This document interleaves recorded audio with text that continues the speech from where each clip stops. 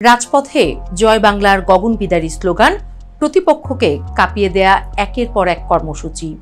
একসময় রাজনৈতিক মহীরুহ আওয়ামী লীগ ছিল এমনই, কিন্তু ২৪ জুলাই আগস্টের ঝড়ের পর সেই দলটি এখন ভীষণ ম্রিয়মাণ। নভেম্বরের ঢাকা শাটডাউন, শেখ হাসিনার রায়কে কেন্দ্র করে কিছু পকেট কর্মসূচি, এরপর আবার চুপচাপ দলটি। কি হলো আওয়ামী লীগের? তারা কি আর জাগবে না? জনবিচ্ছিন্ন হতে হতে শিকড়সহ উপড়ে গেছে প্রাচীন এই বটগাছ, নাকি ঝড়ের আগে নীরবতাকে কৌশল হিসেবে নিয়েছে আওয়ামী লীগ?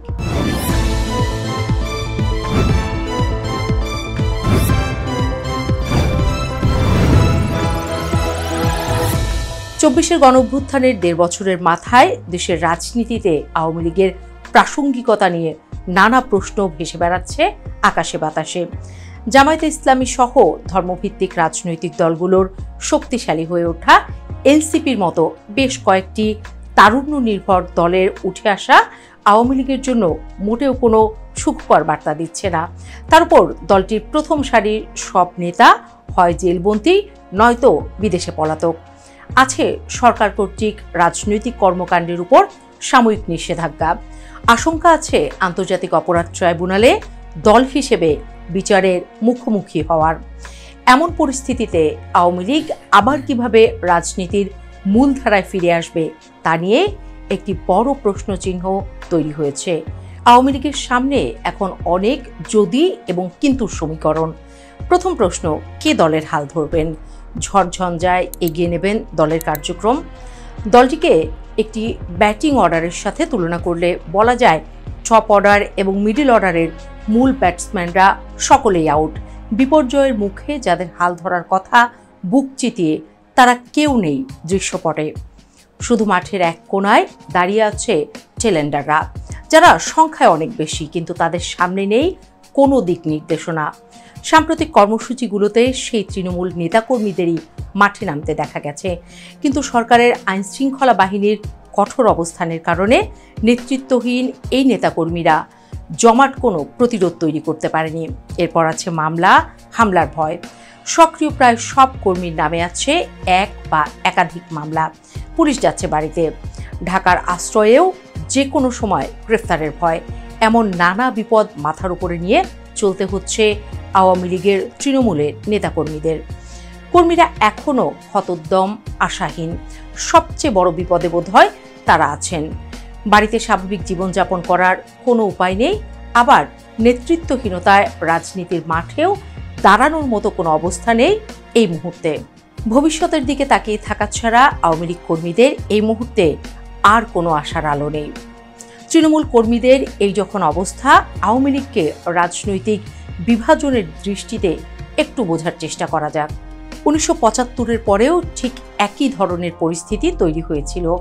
বেশ কয়েক বছর বলা যায় নিভৃতেই পরিচালিত হয় আওয়ামী লীগের কার্যক্রম। মূল নেতা শেখ মুজিবুর রহমান সহ ৪ জাতীয় নেতা ঘাতকের হাতে নিহত। কিন্তু সেই সময় একটা জিনিস আওয়ামী লীগের পক্ষে ছিল, যা তাদের ফিরে আসার পথকে সুগম করেছিল, আর তা হলো বঙ্গবন্ধু শেখ মুজিবুর রহমানের লিগ্যাসি এবং আওয়ামী লীগের পলিটিক্যাল লেজিটিমেসি। কিন্তু এবার পরিস্থিতি কিছুটা ভিন্ন। দলের কাঁধে স্বৈরাচারের তকমা, দলীয় প্রধানের বিরুদ্ধে ফাঁসি যায়। ফলে আওয়ামী লীগের পক্ষে এবার এখনও কৌশল প্রণয়ন করা এতটা সহজ নয়। কিন্তু কথায় বলে, মরা হাতির দাম যেমন লাখ টাকা, তেমনি দলটি আওয়ামী লীগ বলে এখনও এর ফেরার আশা ছাড়ছেন না রাজনৈতিক পর্যবেক্ষকরা। রাজনীতিতে অনেক সময় নীরবতাকে বড় পদক্ষেপের প্রস্তুতি হিসেবে ধরা হয়। অতীতে দেখা গেছে, যখন আওয়ামী লীগ কোনো গুরুত্বপূর্ণ কঠিন সিদ্ধান্ত নিতে চেয়েছে, তখন তার আগে কিছু সময় তারা নীরব থেকেছে। এই নীরবতা হতে পারে সেই সিদ্ধান্তের প্রয়োজনীয় প্রস্তুতি এবং নেতাকর্মী জনগণকে সেই সিদ্ধান্তের জন্য মানসিকভাবে তৈরি করার কৌশল। দলের অভ্যন্তরে সাংগঠনিক যে দুর্বলতা তৈরি হয়েছে, তা কাটিয়ে ওঠা সম্ভব হয়নি আওয়ামী লীগের পক্ষে। এই নীরবতার সময়টি অভ্যন্তরীণ পুনর্গঠন ও দুর্বলতা কাটিয়ে ওঠার জন্য ব্যবহার করার চিন্তা করে থাকতে পারে দলের হাইকমান্ড। এই মুহূর্তে দেশের প্রায় সব রাজনৈতিক দলই বলা যায় আওয়ামী লীগের প্রতিপক্ষ। অনেক সময়ই উত্তেজনাপূর্ণ পরিস্থিতিতে তাৎক্ষণিক প্রতিক্রিয়া না দেখিয়ে আওয়ামী লীগ অপ্রয়োজনীয় সংঘাত এড়িয়ে চলার নীতি গ্রহণ করে থাকতে পারে। এতে প্রতিপক্ষের আগ্রাসী মনোভাব কিছুটা স্তিমিত হয়ে আসতে পারে, কারণ সাম্প্রতিক অতীতে আওয়ামী লীগ যতগুলি কর্মসূচি দিয়েছে তার সবগুলোই প্রতিপক্ষ, বিশেষ করে ছাত্রদের তৈরি করা রাজনৈতিক দলগুলোর পক্ষ থেকে মারমুখী অবস্থান গ্রহণ করা হয়েছে। মূলত সাধারণ মানুষ আওয়ামী লীগের প্রতি তৈরি হওয়া ক্ষোভকে পুঁজি করে এমন বিশাল দলের বিরুদ্ধে মারমুখে আচরণ করা সম্ভব হয়েছে। সাম্প্রতিক সময়ে আন্তর্জাতিক অঙ্গনে আওয়ামী লীগের যোগাযোগ বাড়াতে নানা তৎপরতার কথা শোনা যাচ্ছে। বিশেষ করে পশ্চিমা বিভিন্ন শক্তির সাথে হারিয়ে ফেলা সুসম্পর্ক আবার ফিরে পেতে জোর তৎপরতা চালানো হচ্ছে। এক্ষেত্রে লবিং ফার্মের সাহায্য নেওয়ার কথা বেরিয়ে আসছে। দেশের বাইরে থেকে দলীয় সভানেত্রী সহ অন্যান্য শীর্ষ নেতারা নিয়মিত নেতাকর্মীদের সাথে যোগাযোগ রাখছেন। সবচেয়ে গুরুত্বপূর্ণ খবরটি হচ্ছে, আগামী জাতীয় সংসদ নির্বাচনকে পাখির চোখ করেছে আওয়ামী লীগ। শেখ হাসিনার পুত্র সজীব ওয়াজেদ জয় হুঁশিয়ার করে বলেছেন, আওয়ামী লীগকে বাদ দিয়ে সংস্কার এবং নির্বাচন অসম্ভব।